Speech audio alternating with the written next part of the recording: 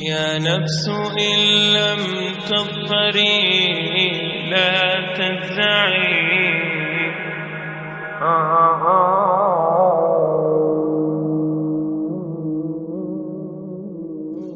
All the praise is for Allah,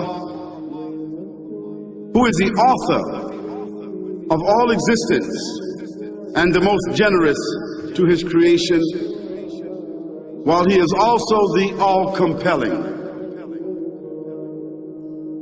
He is the only one worthy of our worship, having no partners, no associates, no sons, no daughters, no one whom he must consult, and no one or anything which has any comparison with him. All the praise is for Allah, who is the King of all who claim sovereignty, the only one who has the right to legislate for his creatures. He is the giver of life. He is the causer of death, while death has no effect upon him, because he is the ever-living, the self-subsisting, the eternal and the only absolute. All the praise is for Allah, who has power over all things, and there is in reality no power and no strength, no influence to cause benefit or detriment except through him. It is he who created this complex world, the seen and the unseen, the evident and the speculative, the earth and all that is on it and everything that is in it. It is he who sent his messengers and prophets, alayhimus salam, with the common message of strict monotheism, which simply means that there's absolutely no one worthy of worship, no one worthy of our obedience except the Almighty, the One, the Absolute, and who has no partners. The earlier messages which changed the world in the area in which the prophets were sent, those messages we know have changed, and even the prophets who brought them, their names are now lost. We just know in general because Allah told us in the Quran, وَلَقَدْ بَعَثْنَا فِي كُلِّ أُمَّةٍ رَسُولًا أَنْ يَعْبُدُوا اللَّهَ وَاجْتَنِبُوا الطَّاغُوتَ. I've sent to every nation a messenger, calling people to worship Allah alone and to avoid the worship of false gods. This essential message has been preserved in Islam in a way that it was never preserved before. Not because the message was different, because it was the same message, but because of the fact that there would be no other prophets who would come after Muhammad sallallahu alaihi wasallam. So therefore that message now had to be protected. It had to be preserved in a way none of the earlier messages were preserved. Evidently it is what you say you have come to know 40 years back, and what you call the Big Bang is already mentioned in the book which I read, the glorious Quran. It's mentioned 1400 years ago in Surah Anbiya, chapter number 21, verse number 30, which says, Avalam yaral lazina kafaru. Do not the unbelievers see anna samawati wal arda kanat ratkan fataqnahuma, that the heaven and the earth were joined together and we clove them asunder. What you're talking about, the Big Bang, I try to imagine compressing a spring. I push it closer and closer and closer together, so it's smaller and smaller and smaller. And I've stored a tremendous amount of energy in that spring. And when I let it go, it bursts out, it bursts out, it bursts out. The creation of the universe, which you came to know 40 years back, is already mentioned in this book, the glorious Quran, 1400 years ago. Who could have mentioned that in the Quran? So the atheists will say, maybe someone wrote, maybe it's a fluke, maybe it's a guesswork. A human being, regardless of who they are, or where they are, or what they do, will have this curiosity. They'll want to know, why am I here? How did I get here? And do I have a purpose? And if so, what is it? The only one who would really be able to answer that question would be the Creator himself. If there is a Creator, it would be up to him to tell us why we were created and what he expects from us and what this life is really about. Allah has shown the people from the time of Adam until right now, has shown the people what he wants from them. And it's a very simple thing, and that is that worship be for him alone without any partners. In fact, we know this life to be a test from Almighty God. That's why we're born, and that's why we die, because there has to be a beginning and an end for us to be tested on. The next life, after this life, no one will ever die again. A bad person or a good person. Both are brought back, and they continue to live in the next life, either in good shape or not so good shape, depending on how they did on the test. The worship of the God of Abraham, that was what was taught by these prophets. The Lord of the Arsh and Kursi. We're talking about the Lord of the worlds. Alhamdulillah Rabbil Alameen. We're talking about the Lord of the entire universe and beyond.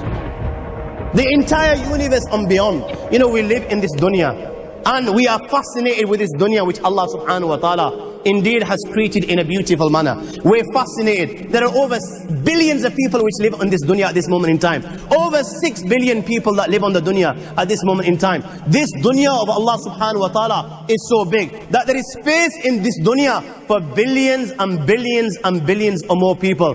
But what is this dunya in comparison to what Allah subhanahu wa ta'ala has created out there? This dunya is insignificant. This dunya is meaningless to Allah.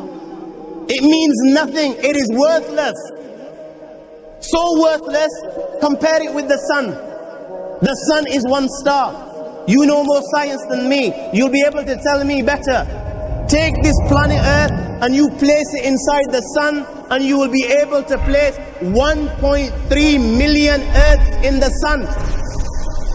1.3 million Earths in the sun. Allahu Akbar. Allah is the greatest. The sun is one star. One star. There are stars out there which are millions of times bigger than the sun. You tell me this, that you need millions and millions of stars to make one galaxy. And then you tell me this, that there are zillions of galaxies out there. Let me tell you on top of this, my friend. After this, whatever you see above, when you raise your head and you look above, whatever you see above, the zillions and zillions and zillions of galaxies, let me tell you, this is everything there is within the first heaven. Everything there is within the first heaven, and Allah is the creator of 7 heavens. 7 heavens. And the distance between the first heaven and the second heaven is 500 years. You know, the distance that can be covered in 500 years, at what speed? Only Allah knows. Only Allah knows. But it will take 500 years to get from the first heaven to the second heaven. 500 years from the second to the third, third to the fourth, fourth to the fifth, fifth to the sixth, sixth to the seventh. Every time it will take 500 years. After the 7 heavens,